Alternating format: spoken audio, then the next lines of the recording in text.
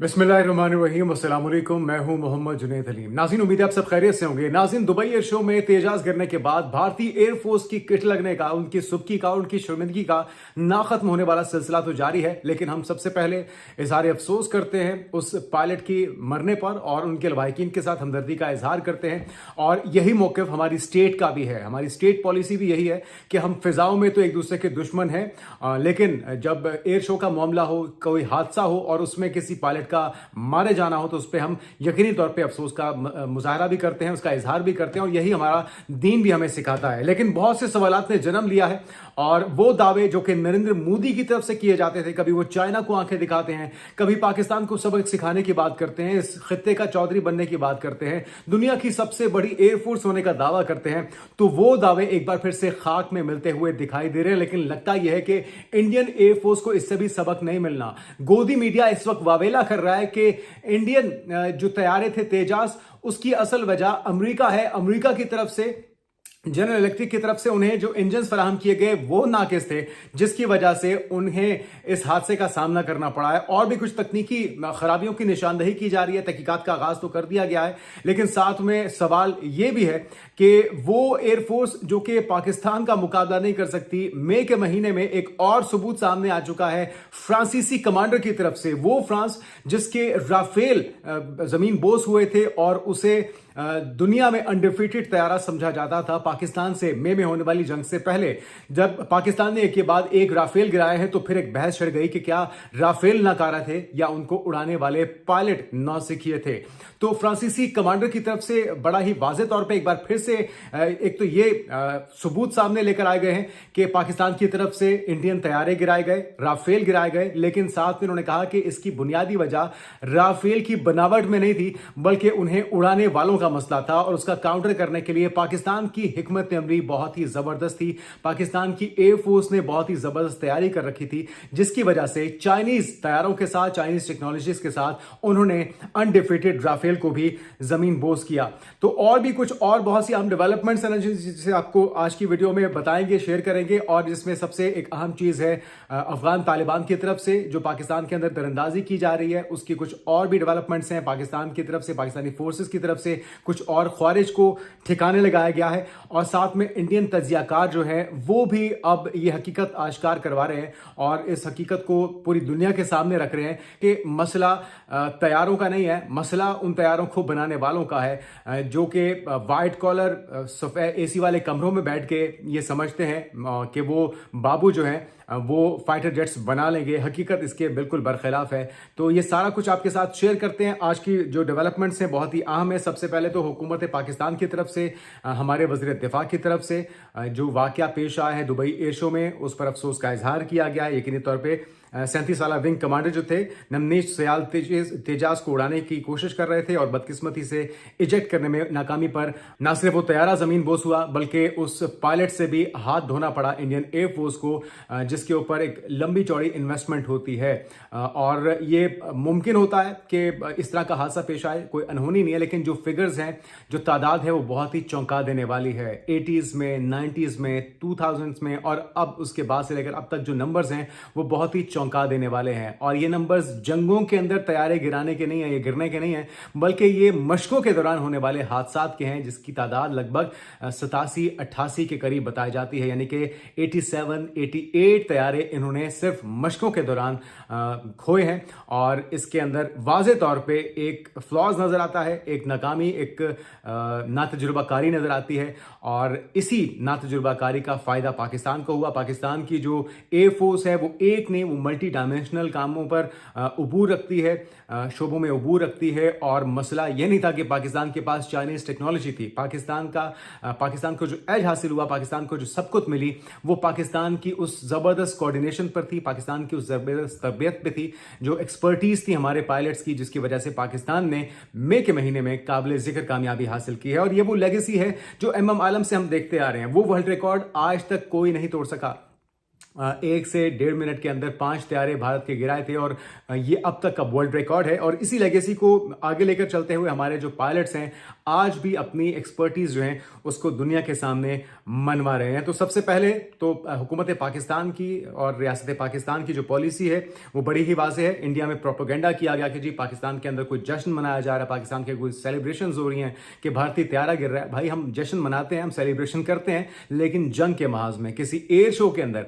और नाज़रीन air show में आप ये कुछ चीज़ें जो हैं वो इस वजह से भी हैरान कुन है कि आप अपने सबसे बेहतरीन तैयारों को रिप्रेजेंट करते हैं, क्योंकि नाज़रीन ये ट्रिलियन ऑफ डॉलर्स की मार्केट है। एयर एविएशन की जो मार्केट है यहां से दुनिया भर के जो खरीदार हैं वो मौजूद थे। दुनिया भर के बेहतरीन तैयारे अपने अपने ममालिक की तरफ से उन्हें नुमाइश में पेश किया गया था अपनी सलाहियतों का मुजाहरा करने के लिए। और ऐसे में वो तेजाज जिस पे बड़ा इतराता है भारत, अब इल्जाम लगाया जा रहा है कि जी उन्हें इंजन ही ठीक नहीं मिले। तो ये अब भी अपनी गलतियों से सीखने वाले नहीं हैं, ये अपने गिरबान में नहीं झांक रहे। इन्हें शौक तो बहुत है और ये 2 नंबरी से धोखे से इंतखाबात तो जीत लेते हैं, चाहे वो जनरल इलेक्शन हो या अभी हाल ही में बिहार में होने वाले इलेक्शन हो। तो इसमें भी इन्होंने 2 नंबरी से इलेक्शन तो जीत लिए, लेकिन अपने गिरबान में ना झांकने की वजह से अपनी खामियों को ये दूर नहीं कर पा रहे। तो हम ये कहते हैं कि अगर अगली बार आपने किसी एयर शो में जाना हो तो पाकिस्तान से कोई तैयारे उधार ले लीजिएगा, पाकिस्तान से पायलट भी अगर आप हो सके तो उनसे ट्रेनिंग ले लीजिएगा, क्योंकि आपके बस की यह बात नहीं है। अच्छा, इस हादसे पर सोशल मीडिया सार्फिन ने इंडिया को मई की जंग याद दिलाते हुए राफेल गिरने का तस्करा तो किया है और साथ में इंडिया इसे पायलट की मौत का जश्न करार दे रहा है। पाकिस्तान को अखलाकियात का भाषण देना शुरू कर दिया, लेकिन पाकिस्तान की जो स्टेट पॉलिसी है वो हमने आपको बता दिया। हमारे वजीर इत्तेफाक ख्वाजा आसिफ हों, उनकी तरफ से भी और मुख्तलिफ जो स्टेट से वाबस्ता सोशल मीडिया अकाउंट है पाकिस्तान स्ट्रेटेजिक फोरम, इसने वाज़ेह पैगाम में कहा है कि हम पूरी कौम की तरफ से भारतीय फिजाया और भारतीय फिजाया के उस पायलट नमनीस सियाल के अहल खाना से दिली ताज़ियत का इजहार करते हैं जिसका तेजाज एयरक्राफ्ट दुबई एयर शो 2025 के दौरान हादसे का शिकार हुआ। तो हमारी हमदर्दियां उनके लवाहिकीन के साथ हैं। साथ में नाज़रीन दुबई एयर शो में भारतीय तेजाज अमेरिका ने तबाह किए। अब अर्नब गोस्वामी की तरफ से ये बोंगियां छोड़ी जा रही हैं और उसका साथ देने के लिए जनरल बख्शी भी वहां पर मौजूद थे। क्या प्रोपेगेंडा किया जा रहा है, किस तरह से मलबा अब अमेरिका पर डाला जा रहा है, जनरल इलेक्ट्रिक पर डाला जा रहा है कि जी हमें डिलीवरीज लेट दी जा रही हैं, हमने $1 बिलियन इनको दे दिया है, फिर भी ये हमें नाकिस और नाकारा इंजन फराहम कर रहे हैं। क्या कहना है उनका, जरा सुनिए। It is powered by an engine made by General Electric, and General Electric has not been India's friend. It has tried to slow things down, and it cannot be General Bakshi without the role of the American government. The American government has tried to slow down the delivery of next-gen engines for Tejas, and because America sees the LCA program and the Tejas as a threat, and we have a problem therefore of both the problems within the Tejas. Arnab, you're very right. You never know when Sindoor 2.0 could start. Ignite all over again.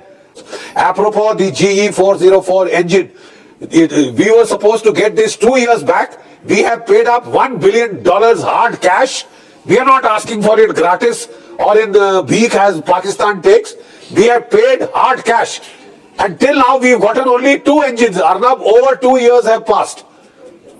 And I don't know why we've still gone ahead and said that we will, for the 1A, also going for the American engine. I thought it was time to change.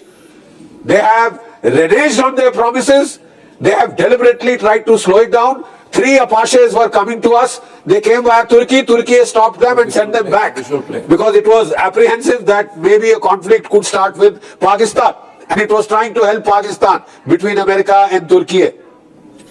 I think we might as well now learn to distinguish. तो नाज़रीन का रोना धोना शुरू हो चुका है। कहते हैं जी $1 बिलियन हमने दिया है, 2 साल के अंदर 2 इंजन्स दिए गए हैं, वो भी नाकारा हैं, वो भी नाकिस हैं और ऑपरेशन सिंदूर 2.0 किसी भी वक्त शुरू हो सकता है। तो ऐसे में और भाई ऑपरेशन 2.0 तो बहुत दूर की बात है, ऑपरेशन सिंदूर तो बहुत दूर की बात है।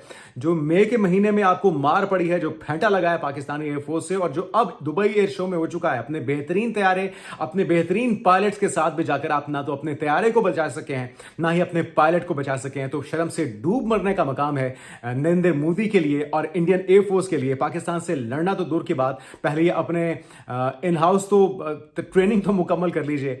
आप अपने जो पायलट्स हैं उनको तैयारा उड़ाना तो सिखा लीजिए, लड़ना तो बहुत दूर की बात है। अच्छा नाज़रीन, कुछ और भी बहुत ही चौंका देने वाली खबरें हैं, कुछ और सबूत सामने आए हैं फ्रांसीसी कमांडर की तरफ से और ये एक बार फिर से एक और जन्नाटेदार थप्पड़ थप्पड़ है नरेंद्र मोदी और इंडियन एयरफोर्स के चेहरे के ऊपर।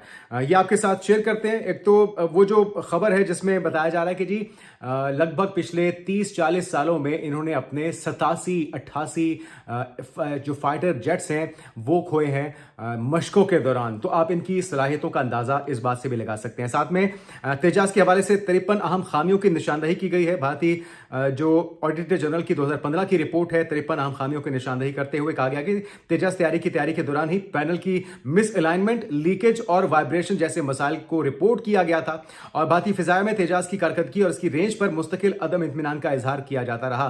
तो फिर आपको किसने कहा था आप दुबई एयर शो के अंदर इस तैयारी को लेकर जाएं जिसके अंदर पहले ही 53 खामियों की निशानदही की जा चुकी है 2015 में। लीकेज तो ये उस वक्त भी शुरू हो चुकी थी जिस वक्त ये वहां पर डिस्प्ले के लिए मौजूद थे। तो इंडियन पवेलियन के अंदर पाकिस्तान ने इसकी निशानदही की, पूरी दुनिया का मीडिया रिपोर्ट कर रहा था, लेकिन कान नहीं धरे गए, सीरियस नहीं लिया गया, अपने गिरबान में नहीं झांका गया। नतीजे में आपने तेजास भी खोए और उसके साथ उड़ाने वाला पायलट जो कि आपकी बड़ी इन्वेस्टमेंट था, आपकी रियल इन्वेस्टमेंट था, वो भी आपने हाथ से अपने खो दिया है। तो भांडा तो फूट चुका है बीच चौराहे में और तेजास का JF-17 से कोई मुकाबला नहीं है, ये इनके अपने तज्जियाकार की तरफ से दावा किया जा रहा है। एक्सपर्ट हैं अभिजीत अय्यर, इनकी तरफ से बहुत ही जबरदस्त तज्जिया किया गया है पाकिस्तानी और जो इंडियन तैयारे हैं, चाहे JF-17 थंडर ब्लॉक 1 से लेकर 3 तक हो या फिर तेजाज हो, क्या कंपैरिजन की तरफ से किया जा रहा है, उन्हीं की जुबानी सुनिए। A versus JF-17 block 3। भाई JF-17 ब्लॉक 1 भी तुम्हारे तेजस मार्क 3 से भी बेहतर होने वाला है, ठीक है ना। This is a babus cannot manufacture planes. With all due respect to Sanjay ji and to my mother who's probably watching this and to my father who's in heaven or in hell, I don't know where he is, who are all babus. Babus cannot manufacture planes.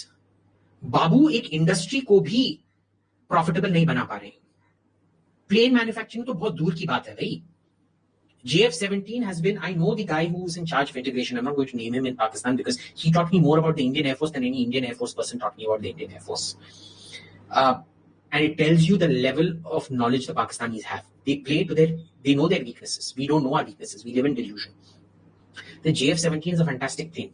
तो Indian babus जो है वो planes नहीं बना सकते। पाकिस्तान को पता है कि भारत के तैयारों के अंदर क्या खामियां हैं और उन्हीं खामियों को देखते हुए पाकिस्तान ने उनको काउंटर किया और जबरदस्त कामयाबी हासिल की है मई के महीने में होने वाली जंग में, जिसका एतराफ अब किया जा रहा है फ्रांसीसी कमांडर्स की तरफ से। क्या वो दावा कर रहे हैं, क्या वो खबर है और किस तरह से एक्सपोज किया गया एक बार फिर से भारतीय प्रोपेगेंडे को, ये खबर आपके साथ शेयर करते हैं। और ये खबर है कि अमेरिका के बाद अब फ्रांसीसी कमांडर ने भी पाक भारत जंग में भारतीय शिकस्त की तस्दीक कर दी है। नाज़रीन, फ्रांस की शिमाल मगरबी इलाके में वाक़ नेवल एयरबेस के कमांडर हैं कैप्टन यू लूने, जिन्होंने मीडिया से गुफ्तगू की है और बताया है कि खराबी राफेल तैयारे में नहीं थी बल्कि उसे उड़ाने वाले भारतीय पायलट्स में थी। वो नौसिखिए थे जिसकी वजह से नाक कटवाई उन्होंने फ्रांसीसी तैयारों की भी, और अपनी तो उनकी पहले ही कोई इज्जत बहाल नहीं थी, तो उन्हें तो इससे फर्क नहीं पड़ता। साथ में नाज़रीन, बहुत ही क्रेडिबल जो कैप्टन है और इनके ज़ेरे कमान बेस में जो 40 से ज़्यादा जो जोहरी मिसाइलों से लैस राफेल लड़ाका तैयारों के स्क्वाड्रन को लीड करते हैं। 94 बहरी जहाज इनके अंडर हैं, 10 जोहरी आबदोज़े हैं, 190 जंगी तैयारों की निगरानी करते हैं। उनका ये तज्जिया है, तो इसे आप हल्का नहीं ले सकते, आप इसे नजरअंदाज बिल्कुल भी नहीं कर सकते। तो 25 साल से राफेल उड़ाने का तजुर्बा रखते हैं और साथ में मशरक़ वस्ता, अफ्रीका और यूरोप तक की अहम मिशंस की निगरानी भी कर चुके हैं, उसे सरंजाम भी दे चुके हैं। तो भारतीय फिजा के राफेल तैयारे चीनी तैयारों की तकनीकी बढ़तरी के बायस नहीं गिरे, ये वो कह रहे हैं। और ये जो कैप्टन लूने हैं वो कहते हैं पाकिस्तान के मजबूत दिफा और मौसर हिकमत अमली की वजह से उन्होंने राफेल्स को तबाह किया। और यह सूरत हाल बहुत ही पेचीदा थी क्योंकि इस लड़ाई में 140 से ज्यादा लड़ाका तैयारे शामिल थे।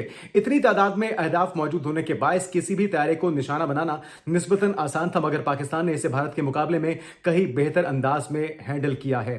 तो कैप्टन लूने की तरफ से ये जो हकायक हैं ये पूरी दुनिया के सामने हैं, और अगर अब भी इंडियन एयरफोर्स इस पर कान नहीं धरती, अपनी गलतियों को ठीक नहीं करती, अपनी जो नाकामियां हैं उस पर पर्दा डालने की कोशिश करती रहती है, तो ऑपरेशन सिंदूर हो या फिर आपके अंदर से आज़ादी की तहरीकें हों, आप उनका मुकाबला करने की भी सकत नहीं रखते। और किसी भी एग्जीबिशन पे, शो पे, एयर शो पे आपको इसी तरह की सुक्की का सामना करना पड़ेगा, जिसमें पूरी दुनिया के बेहतरीन तैयारे, बेहतरीन पायलट्स अपनी सलाहियतों के जौहर दिखा रहे थे। वहाँ पे दुनिया भर के खरीदार ट्रिलियन ऑफ डॉलर की डील्स कर रहे थे और भारत जो है वो अपना मुंह छुपाता फिर रहा था। और अगले कई महीने, शायद कई साल लग जाएं इस शर्मिंदगी से निकलने में, लेकिन अगर आप बेशर्म हो तो आपको एक रात भी बहुत होती है इस शर्मिंदगी से निकलने में या किसी और पे मलबा डालने में, जिसका इजहार हम देख रहे हैं कि गोदी मीडिया की तरफ से किया जाना शुरू हो चुका है कि जनरल इलेक्ट्रिक के ऊपर सारा मलबा डाला जा रहा है कि जी वो डिलीवरीज देर से दे रहे हैं, वो नाकिस इंजन दे रहे हैं। तो भाई आप किस खेत की मूली हैं? अगर आपको पता था कि नाकिस इंजन है, आपको पता था कि आपके पास डिलीवरीज पूरी नहीं है, तो आपको किसने कहा था कि आप ये तैयारी लेके एयर शो के अंदर पहुंच जाएं जिसमें आप ये दावा करते हैं कि जी ये 4th जनरेशन जदीद तरीन तैयारे हैं? तो आपको अंदाजा हो गया होगा कि इनके सच और झूठ की हकीकत क्या है। आगे बढ़ते हैं नाज़रीन, और एक बड़ी डेवलपमेंट ये भी है, पाकिस्तान और बांग्लादेश के दरमियान कुर्बतें तो सारी दुनिया के सामने ही हैं। भारत के पेट में मरोड़ हो रहा है, चिकन्स नेक इस वक्त खतरे में है भारत की, क्योंकि बांग्लादेश के रास्ते हम तैयारी कर चुके हैं, प्लान बन चुका है। साथ में हम उनके पायलट्स को भी तैयारी या उनकी एक्सपर्टीज में मजीद इजाफा करने जा रहे हैं। 1971 के बाद ऐसा पहली बार होगा कि जो बांग्लादेशी पायलट्स हैं वो पाकिस्तान में आके ट्रेनिंग करेंगे। खबर है कि 1971 के बाद पहली बार बांग्लादेशी पायलट जंगी और तकनीकी महारत में इजाफे के लिए पाकिस्तान में तरबियत हासिल करेंगे। इतलात यह है कि बांग्लादेशी एयरफोर्स ने अपने पायलट्स और तकनीकी अमले की तरबियत के लिए पाकिस्तान से दरखास्त की थी, और इसके बाद दोनों फरीक इस बात पर उसूली तौर पर मुत्तफिक हैं कि पाकिस्तान इंस्ट्रक्टर्स बांग्लादेशी जो क्रू है उसके लिए खुसूसी कोर्सेज करवाएंगे, जिनमें फाइटर कन्वर्जन होगी, फिजाई हरबी हिकमत अमली और मेंटेनेंस से मुतल्लिक शोबे शामिल होंगे। तो इन तमाम शोबों में पाकिस्तान बांग्लादेश की मदद करने के लिए तैयार है। इसकी वजह यह नाज़रीन कि जो मोहब्बत से एक कदम आगे बढ़ेगा पाकिस्तान, उसके लिए 2 कदम आगे बढ़ने को तैयार रहता है। साथ में जो अफगानिस्तान की नमक हरामी का सिलसिला है वो मुसलसल जारी है। अफगान तालिबान की तरफ से दरअंदाजियां और 4000 ख्वारिज भेजने की बात की जा रही है, और उन ख्वारिज का बंदोबस्त भी किया जा रहा है। पहले बंदोबस्त की खबर देते हैं, फिर आपको बताते हैं कि तालिबान की तरफ से धमकी क्या सामने आई है। तो नाज़रीन, खैबर पख्तूनख्वा में सिक्योरिटी फोर्सेस की कामयाब ऑपरेशन में 3 अहम कमांडर समेत 17 दहशतगर्दों को हलाक कर दिया गया है और इनको जहन्नुम हासिल किया गया है। 17 दहशतगर्दों को बन्नू रीजन के मुख्तलिफ इलाकों में खैबर पख्तूनख्वा में मकामी पुलिस, सीटीडी और क्विक रिस्पांस फोर्स और सिक्योरिटी फोर्सेस की कामयाब ऑपरेशन में 3 अहम कमांडर समेत 17 दहशतगर्दों को जहन्नुम हासिल किया गया, जबकि दीगर को जख्मी भी किया गया है। धमकी क्या दी जा रही है वो भी सुन लीजिए। अफगान रहनुमा के 4000 खुदकुश बमबार पाकिस्तान भेजने की धमकी, जिसके बाद पाकिस्तान का रद्द-ए-अमल भी आ चुका है। तो खबर यह नाज़रीन, दफ्तर खारजा का यह कहना है कि अफगान सरजमीन फितना खारिज और फितना हिंदुस्तान के हाथों दहशतगर्दी के लिए इस्तेमाल हो रही है। अफगान रहनुमा की जानिब से 4000 खुदकुश बमबार भेजने की धमकी पाकिस्तान के मौकिफ की सच्चाई है। पाकिस्तान तो पहले ही कह रहा था ये दहशतगर्दी को एक्सपोर्ट करते हैं, और अब वो खुद ये धमकियां भी दे रहे हैं।